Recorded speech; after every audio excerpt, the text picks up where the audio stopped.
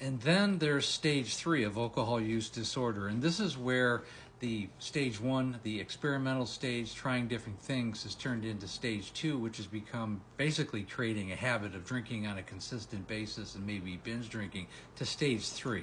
And now we have someone who's completely immersed in alcoholism and alcohol addiction. And unfortunately, this is a stage where you find most alcoholics are in this stage. This is where they've been drinking for a period of years, maybe decades.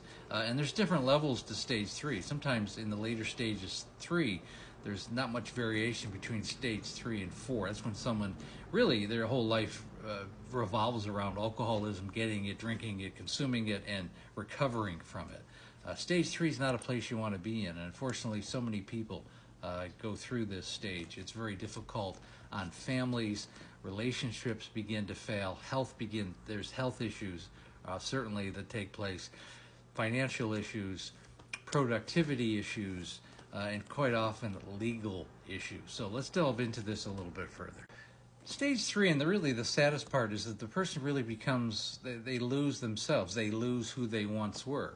Hobbies or interests that they were once really involved with, or it was a big part of life, they kind of go by the wayside, as do relationships. And any relationship can be affected by this. Could be parents, children, spouses, siblings. Everything will take a back seat to the alcoholism. Unfortunately, so many families look at it from their standpoint and they say, well, the alcoholic in our family chose alcohol. No, they didn't. They didn't have any other choice other than the alcohol. They're not choosing alcohol over you. Their only choice is alcohol. That's part of the mental health care disease. It's crushing for families and anyone in a relationship with somebody who is, dealing with drugs or alcohol. Either or. They're really, really very similar in their origins. So, unfortunately, the person will become immersed in the disease, in the alcohol, and it takes over everything. I can remember one time in my wife's case. She died 4.5 years ago from alcohol use disorder, and there was a time where she had a knee replacement surgery. It was a pretty big surgery. And yet she hadn't had a drink in a few days, obviously, because she had had the surgery and then recovery. And when they sent her home, she would sneak out at night, like 1:30 in the morning when we were sleeping, on her crutches with the boot on.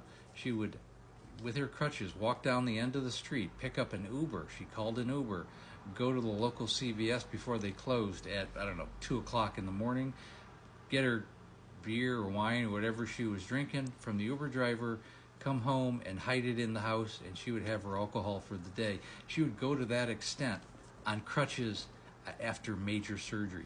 This is the pull that alcohol has in someone's life. The unfortunate thing is the pull is so great that it becomes more important that eventually than their entire life. Stage 3 is really where everything begins to suffer. I think the biggest thing is families begin to break apart because they have an alcoholic in their family. So many factions, can be part of that. Families don't really know how to deal with it. They're not counselors. There's always a lot of anger and frustration and animosity to deal with, unfortunately. And it can tear families apart internally. Just one person that goes through this.